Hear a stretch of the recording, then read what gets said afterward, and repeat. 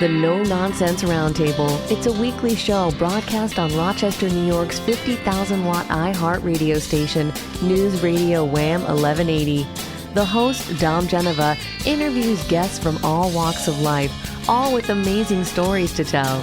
What you are about to hear is a recording of a previous broadcast with limited commercials. Now, here's host, Dom Geneva. Well, welcome everybody to another edition of your No Nonsense Roundtable right here, 10 o'clock every Saturday, and all the past shows, like I like to remind you over and over again, are on nononsenseroundtable.com. Now, if this is a show, like I like to say, is about people you know that you want to know more about, like Don Alhart, and people you don't know that you should know, I think maybe both, but maybe not for our general audience here, because maybe these are a little bit older people than you normally talk to. What do you think about that, Sydney? Well, first off, thank you so much for having me. I'm so excited to be here with you today. I don't know. I think I'm just stoked to be here and talk to you. I have somebody in my studio here, Sydney Irving. Sydney is a young performing artist. She is a musician. She is a songwriter. She has a tremendous resume behind her already in music. And this is somebody that years from now, I think what you're going to do, if you're listening to this show, you're going to say, wow, I knew her before she was hosting the Super Bowl halftime show. I mean, I think you are of a young and tender age. Do you mind telling people how old you are? I'm 21 years old. 21 years old. And how many albums have you made so far? So I've made 4 albums. That is just amazing. And you are from now your bio says hailing from the vibrant city of Syracuse. The vibrant city of Syracuse, New York. That's right. That's right. So you're local. Born and raised in Syracuse? Born and raised in Syracuse. Now, one of the questions I like to ask people, and this is going to be kind of crazy here, like, what did you want to do when you were 10 years old? But I mean, that wasn't that long ago for you. So. 11 years ago, I wanted to be a dance teacher, which is almost funny because I can't dance to save my life. I used to do ballet and tap dance when I was like little. Uh-huh. And then I realized I couldn't dance and I had to pick something different. And I got really into listening to music. I grew up around music. My parents would play like the Ramones, Jack Johnson, Guns N' Roses in the car. And so music became a big thing for me. Taylor Swift I got into when I was like 10 years old. And then I discovered Tom Petty and I just got really into songwriting. What's your favorite Tom Petty song? See, that's a hard question. Uh-huh. There's a song called You and Me, and it's a deep cut, but there's an acoustic version that I just absolutely love.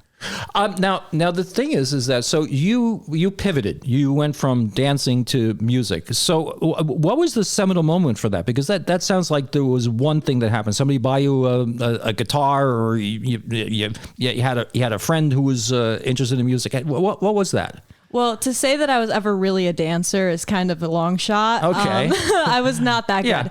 But when I had my 9th birthday, my dad and my mom bought me a guitar and I left it in the corner. It collected dust for a couple of months and then I started guitar lessons and discovered songwriting. And then after school, I'd come home and instead of doing my homework, I always did my homework. I wasn't a bad kid, but I would come home, sit on the floor and write songs.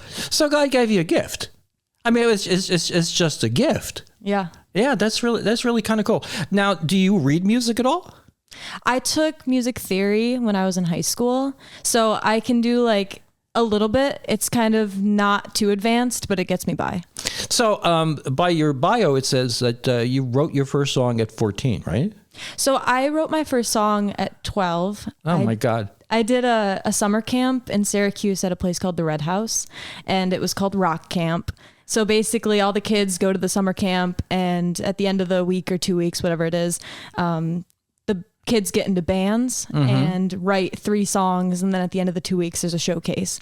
And so like your friends and family come and watch you perform your songs. And so one night I went home from the camp and I was like, I'm going to write a song. Like, can't be that hard, right? So sat down and I wrote a song and brought it in the next day. And anyways, at the end of the camp, I don't think I told my parents I was going to sing it. I think I told them I'd written a song and they were like, that's cute. Like, cause the year before I'd done the same camp and all the songs were about like breakfast food and like silly things like that. So anyways, so we're at the showcase and, it was my turn and I stepped up to the microphone. I'd worn, like slides, like shoes. I'd worn socks and slides, very stylish. Like I thought it was going to be my thing. That didn't stick. Anyways, I played my song and we finished the showcase and my parents were like, what was that? We didn't know you like did that. Cause I was always a really shy kid. So you were a shy kid? Very shy. Really? So the music must have gotten you out of that then, obviously. I mean, you still get butterflies when you go up and perform in front of people? It depends on the show. There are certain shows where I'm really nervous and like, I'm kind of like, please don't talk to me because I just need to be in my zone. But most of the time I'm pretty good, pretty put together. So what is it that makes you nervous? What is it, the size of the audience or what?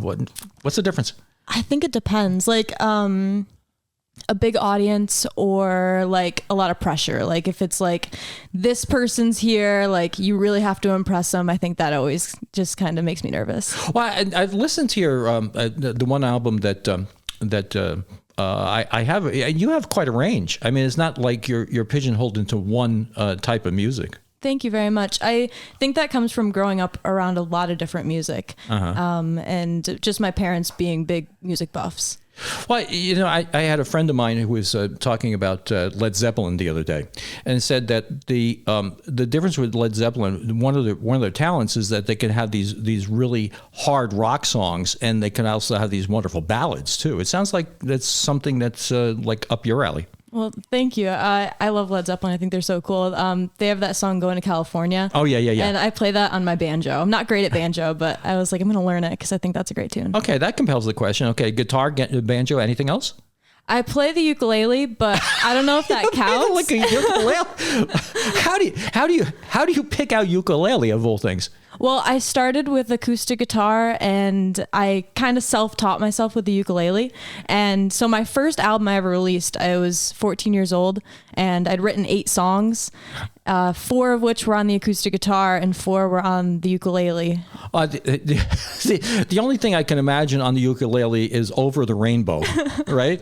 It's a great tune. Well, and we are about headed to a break, but what we're going to do is we're going to take a portion of one of your songs here, and let's see here. You Can't Forget About Me. Is that the song? That's the song. That's the song. And we're going to play a little bit of that, maybe not the whole song, but we're going to let people hear a little bit about your talent. And then when we come back, we're going to be talking about your future. I think there might be a record deal here someplace, I think, sooner or later.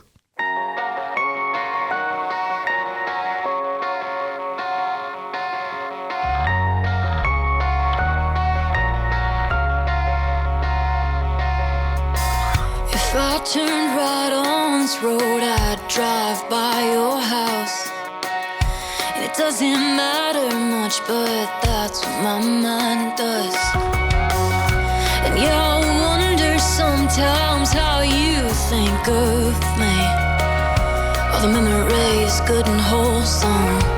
Do they bleed? Well, go pretend you don't remember me. We promised friends, one thing will never be. 'Cause we both want sincere apologies. But however hard you try, you can't forget about me.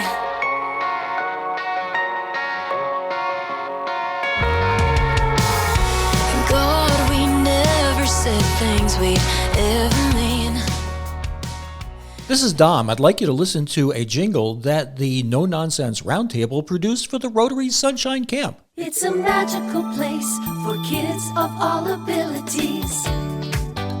At no charge, the Rochester Rotary Sunshine Camp has been serving children of all abilities for the last 100 years. Help us grow into the next 100 years. Go to sunshinecamp.org to learn more about how you can help. where kids have no barriers to fun. The Rochester Rotary Sunshine Camp. This is Dom Geneva for my friends at Metro Mattress. Sometimes things actually get better. Your cell phone, TV, and car is better than 30 years ago. More choices, too. So when Nita and I needed a new mattress, we wanted to shop local, but we also wanted the advantages of having lots of choices with new features, so we went to Metro Mattress. Based in Syracuse, they have 7 stores locally. Many of their mattresses are made in the United States, and many have 10-year warranties. Go to Metro Mattress like Nita and I did. You'll be happy. Well, welcome back. You're listening to the No Nonsense Roundtable, and we are talking to somebody that you are going to say, I heard her first on the No Nonsense Roundtable back in 2025, and look where she is today. And her name is Sydney Irving. Sydney Irving, a young woman who is you are a multi-talented, I would say, performer, because it's you say a guitar, banjo, ukulele, rock music, ballad music. It seems like you have a tremendous depth of experience in the music business, and wrote your first song when you were 12. So how many songs do you think you've written so far? I've written a lot. I've written a lot of really crappy ones, but I love that. That's great. Thank you. You're a very honest person. Yeah, you have to be honest. But I've probably released about 20 or 30 over the years.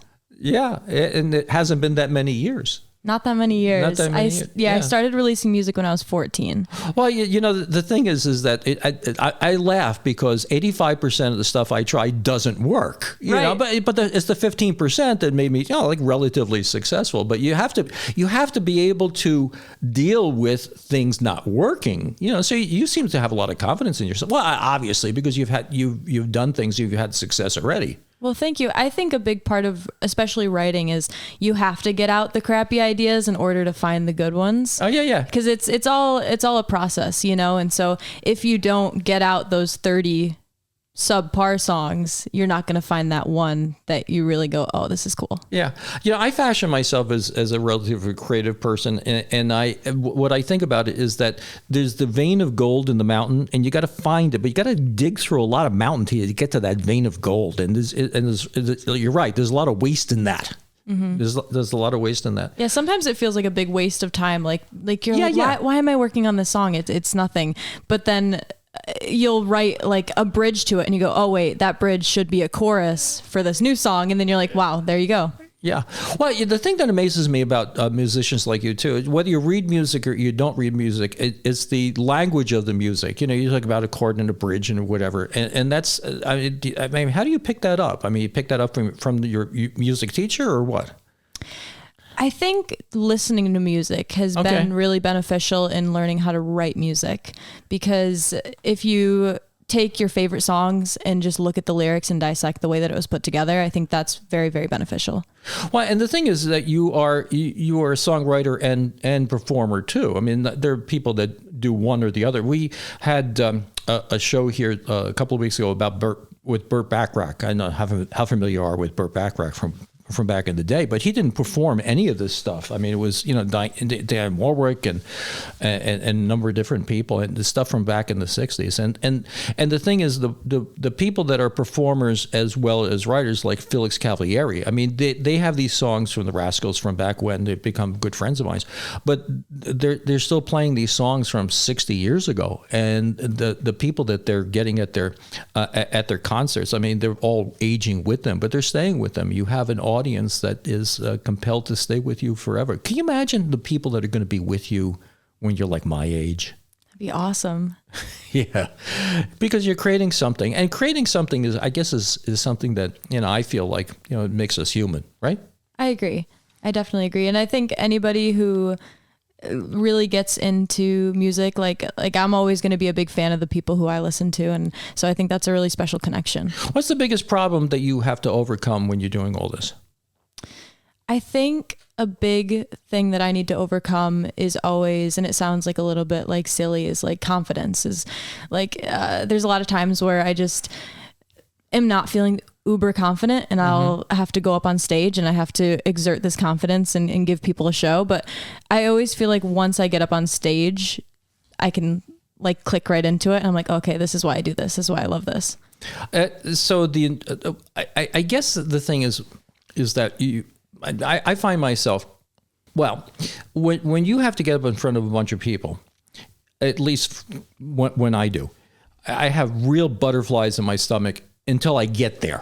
You know, that as soon as you have a microphone in front of you, you got to give the presentation. And then it becomes sort of like exhilaration rather than fear. Is that sort of what you're talking about? Or it definitely is. As soon as I get up on stage and I'm like ready to go, but it's the lead up to it and like getting all the pieces in place, you know, that's the part that you always kind of, you feel like a little bit like, I don't know, like, is this going to come together?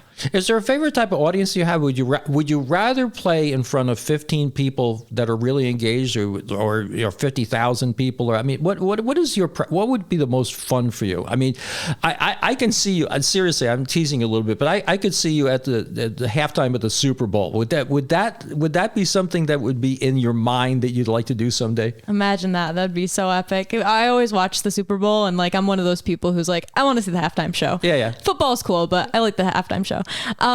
So honestly, any show that I get to play and anybody I get to play for that's willing to listen to the music, I really appreciate. Ronnie James Dio, who's from Cortland, New York, he said one time that it doesn't matter how many people are there, you always put on the same show because that one person could be seeing you for the first time. And I've always taken that to heart because I always feel like if you're not putting on your best show, no matter how many people are there, you know what I mean? Like that one person who was there, if no one else was there, they could be like, yeah, she was okay, you know? But if you give them that show, then they're going to go, okay, now I... Well, that is the philosophy. I have to tell you, that's the philosophy of a winner. There's a great quote from Joe DiMaggio, the great baseball player from back in the 50s. And he was lacing up, and somebody said it was a very hot day. How can you like going out there? He says, somebody is going to be seeing me for the first time. Exactly. Yeah, really kind of cool. So with that, we are going to play another song of yours. And let's see, we have Seasons Change? Seasons Change. Seasons Change. What's your favorite thing about Seasons Change? Seasons Changed, it was definitely the writing process. This was the first song that I co-wrote with my friend and producer, Steve Sopchak. And I had mentioned to him I wanted to do a fun summery song. And a week or two later, he sends me an email and it says, I just woke up. I had a dream that we were sitting in your front yard with acoustic guitars, and we wrote the chorus to Seasons Change. He jumped out of bed and recorded it as fast as he could and sent it over to me, and I just absolutely loved it. And so I wrote the verses and the bridge, and it just came together so quickly. And so then we booked the day and recorded it. All right, boys and girls, it's time for another wonderful song from Sydney Irving as Seasons Change.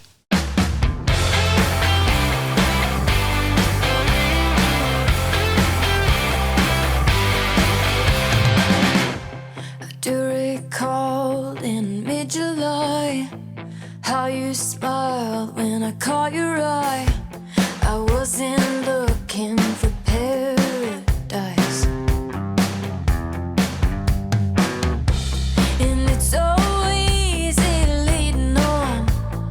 Oh, my feeling isn't wrong, 'cause I like you, baby, I do, I do.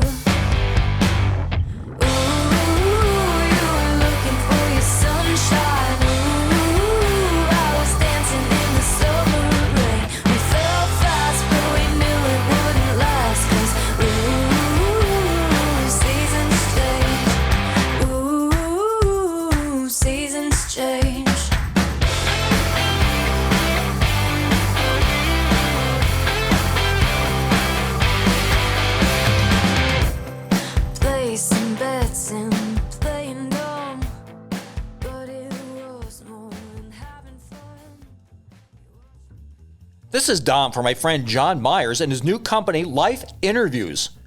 I'm going to ask you to go look at the website he has, Life Interviews. There's no T in it, Interviews, where you'll see a fantastic presentation on what they do. And what they do is create a video legacy for you to pass down to future generations. More than just getting your DNA, you can pass down your story. Go see. You'll be amazed. It's a great idea. But do me a favor. Wait to the end of the No Nonsense Roundtable. Well, welcome back. We are having a wonderful discussion with Sydney Irving, wonderful young performer, and she is a rock singer. She is a ballad singer. She plays the guitar. She plays the banjo. She plays the ukulele, which is really interesting. And she has this album, Sydney Irving, Unfashioned Creatures. Unfashioned Creatures. Where's that come from? So this album started as an EP, and the EP had 5 of the songs that are on the record. Okay. And it was called Relax with Fiends. And so I wanted to make the album kind of parallel so that the titles went along with each other. So I took a big deep dive into what could possibly coincide with Relax with Fiends.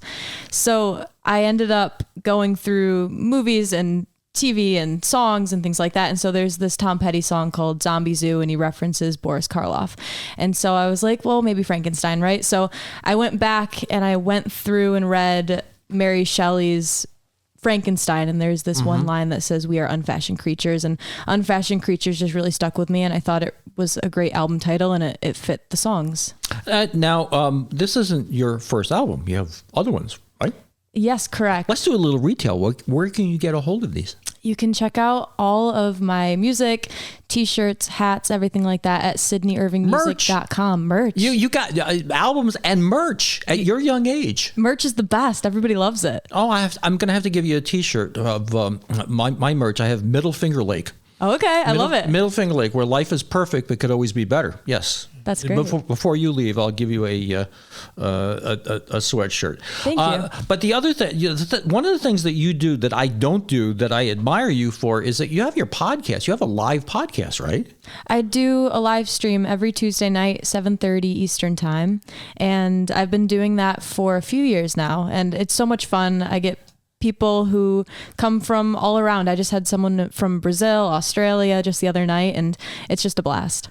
You're gonna have to show me how to do that. I'm coming out with a book. I'm gonna do a little retail for myself. Don't be taken for a ride. You know how to buy a car and not get snookered. You know, but I would love to do something live like that. Now people call in and everything, right? So it's on Facebook and Instagram is where I live stream. Ooh. And I call it A-sides, B-sides, and covers. So I play like the latest single. Ooh. I'll play a song that I've written that I haven't played in a long time, and then I'll finish it up with a song that I really enjoy and put my own twist on it. Okay, let's let everybody know once again. How do they get a hold of this? I mean.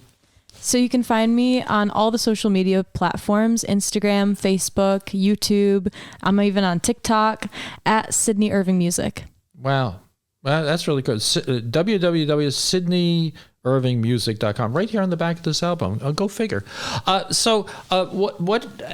many performances are you doing a year, live performances? For the past few years, I've performed about 135, 140 shows a year. Woo, that's pretty good. Any coming up here soon? Yes, you can find all. Ooh, look at the light in your eyes. Oh, yeah. I love getting on stage. It's my favorite. Okay. Where and when? So you can find everything upcoming on my website, sydneyirvingmusic.com. And we're playing a bunch of really great festivals and venues and fairs, colleges, all East Coast, New York. It's going to be a great time. And when's the next one? The next one, when is this airing? This is airing this weekend, which is May 10th? May 10th. Okay. May 10th. The day before Mother's Day. The day before Mother's Day. Okay. So Mother's Day, I'm performing at a really cool winery. It's a unplugged, intimate acoustic set, which I'm so excited for. It's at Trey Levin Wines in King Ferry. Well, the timing on this is absolutely perfect. So we're going to be saying tomorrow, bring your mom to... Trey Levin Wines. What town is that in? Or? That's in King Ferry. King Ferry? Mm-hmm. I have to find out where that is. We have a wedding to go to, so unfortunately. No worries. Yeah. I love your work dearly, but the wedding comes first. Weddings are important. Now let me ask you about other things. Now Well, let's talk about this guitar and this guitar endorsement that you have. What's amazing to me when I talk to guitarists is that the different feel between guitars. Tell me what makes a good guitar as opposed to like a mediocre guitar for you. For me, it's definitely the sound. It's definitely the feel. The way that it plays, the way that the neck feels in my hands. I just really fell in love with Breedlove guitars. My first Breedlove was a 12-string, and I've had that since I was about 13 years old. And then I got the one that I play all the time, which is my 6-string, which I absolutely love. And I just think they make really great quality instruments. So what's the difference in the sound? Is it depth, pitch? I mean, how can you explain to somebody who doesn't know anything about guitars what the difference in a guitar itself is as opposed to how somebody plays the guitar? I think if you can take a guitar and play the same thing on 10 different guitars, you would definitely hear a difference. It's the warmth of it. It's the depth of it. It's the way that it just like, I don't know. I think it's the way that if you took 10 different cars and you drove them the same way, you would definitely notice a difference. Yeah. That's a pretty good analogy for a car guy. because my wife is like, well, it's a car, that's fine. And I have a relatively hot car, it's an older car. It's a 2011 Mustang. And I drive it. I like the feel of it. I like the way it corners in the road. I like the way, I don't go that fast with it, but I just like the car. I like the look and the feel of the car.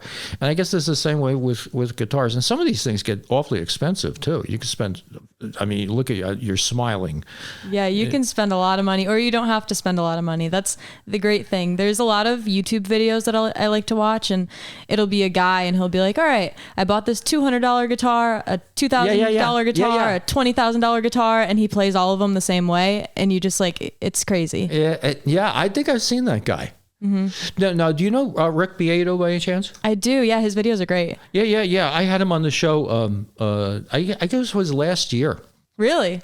Yeah, I had him on the show last year. Yeah, I met him because he was inducted into the Rochester Music Hall of Fame. He's from Fairport. That's so interesting. Which is, technically Rochester, but Rick Beato. So if anybody wants to educate themselves a little bit about music, I would tune into your podcast, but also go to Rick Beato, ladies and gentlemen, and that's another good place to get a little bit of musical education.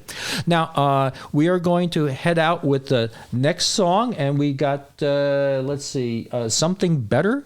Is that something that we can tell people about a little bit? Sure. Something Better is a song that I wrote with Steve Sopchak. This was another co-written song about finding optimism when things feel not so optimistic. And it's a song that I really, really love, and it really came together very nicely with Steve and I. He actually dreamed up the chorus again. So whenever he has a dream about a song, we're like, all right, well, it was in your dream. It's got to happen. We have to put it on the record.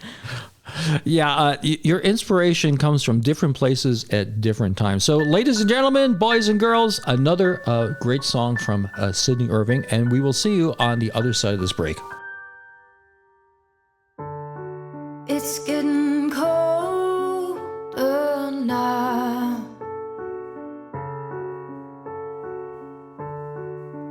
and the snow's coming down.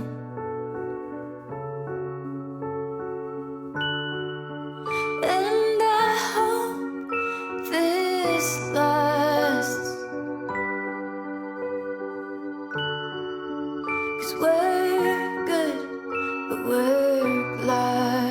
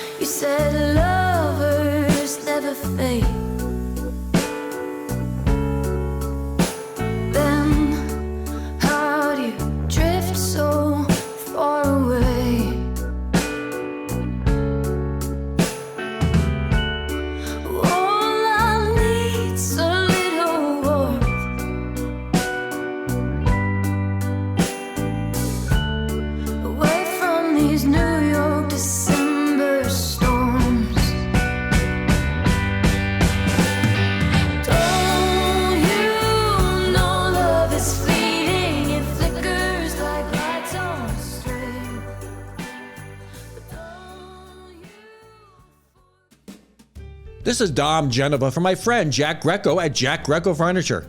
I'd invite you to go see Jack Greco if you're looking to buy furniture right now. But beyond that, I'd invite you to go see Jack Greco if you're ever going to buy new furniture. And why? You can look and dream and plan how exactly you'd like your furniture. The type of wood, construction is half the fun. It's going to be reflective of your taste, and quite frankly, you'll want to pass it down as an heirloom. Can't say that about the big box stores. Go see Jack.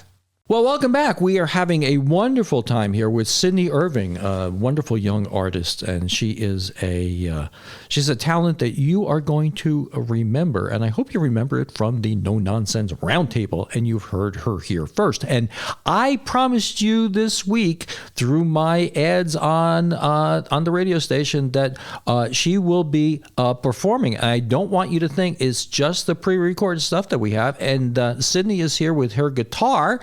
And she is going to perform live for us here. Well, of course, the show is recorded, but she's going to perform for us here. And what are you going to perform?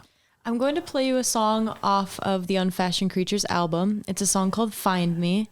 It's one that I wrote about a story that one of my friends had told me about this girl that he used to date, and it didn't work out for whatever reason, and now he's happily married.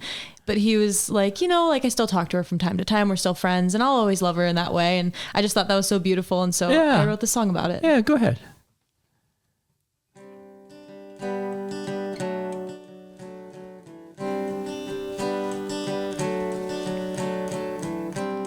You expect me to walk through your door and look you in the eyes like you never crossed my mind.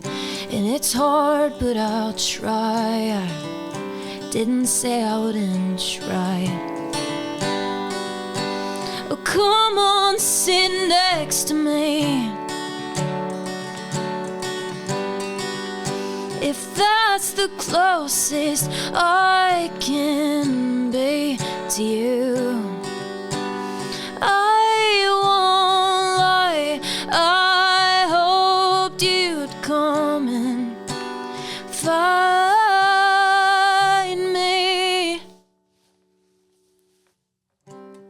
After all, we both know better. It's plain to see that we'll never, as we don't even know each other. Plus I've already got a lover. Oh, come on, sit next to me. If that's the closest I can be to you, I won't lie. I hoped you'd come and find me. Find me and say, darling, I hope you know I don't wanna let you go. And I've still got that photograph, how you signed your name on the back. Oh, come on, sit next to me. If that's the closest I can be to you, I won't lie. I hoped you'd come and find me. Find me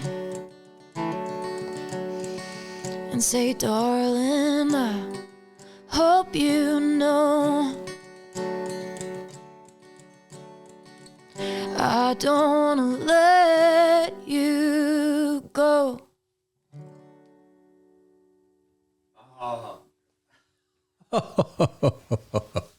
Oh, my Lord, that is just wonderful. God gave you a gift. Thank you so much. Your voice, like I said, the only word I can articulate for your voice, it has a smoky quality to it. It's just lovely, and the ability, like I said, that's why I'm so in awe of you, of not only to be able to sing like that, but to write the songs that you have at this young age too. It's just wonderful. You know, who knows? You know, like where you're gonna go. Thank you so much. Well, that means a lot to me. Well, I'm just an outside observer of this.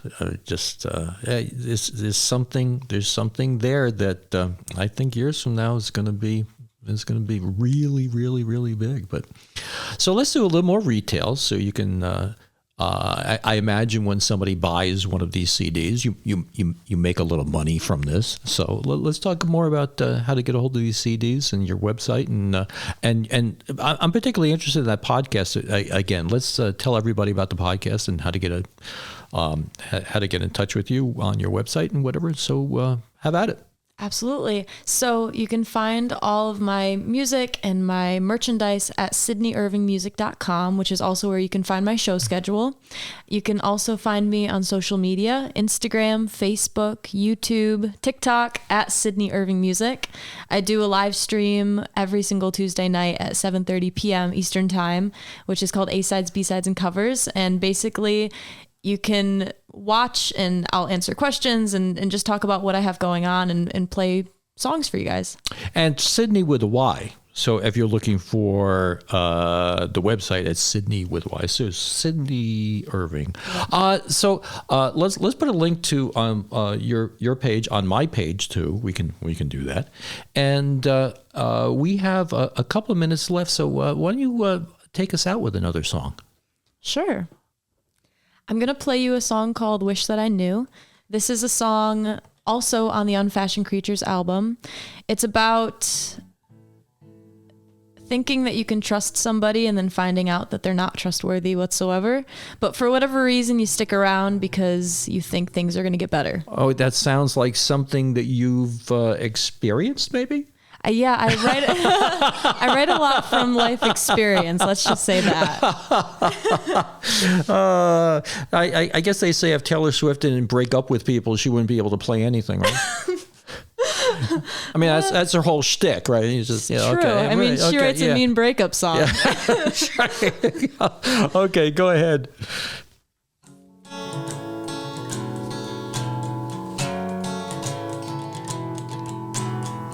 So you thought you'd hurt me. Baby doll, it's not working the way you said it would. How sticks and stones could. So you thought you'd burn me. Take my fire and let it go out. Darling, a deal with the devil will always go south. So then why do I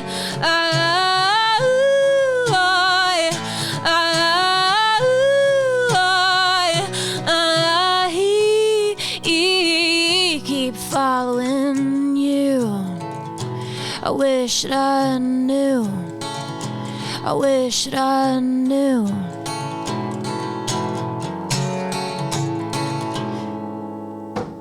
'Cause it's all fun and games till it's over. A withered four-leaf clover, malice getting sober. Lead me on through the darkness, baby. You're running low on souls to blame. A ghost of glory's name. So then why? That is just wonderful. Thank you. Absolutely wonderful. I hate to tell you, but we have to go. Our hour is up. But I'll be listening to you. I'll be following you. We'll have you on again, and you are absolutely something special. So thanks again for coming in. And we will be seeing everybody, or that's not really accurate. We will be talking to everybody, or we will have a show at 10 o'clock next Saturday. It is the No Nonsense Roundtable. This is a very special show. So if you want to send this to your family and friends, you can go to my website, nononsenseroundtable.com, and pass it on. Thanks. Thanks for listening. Tune in every Saturday from 10 to 11 on News Radio Wham 1180. Don't forget to like and subscribe, and we'll make more.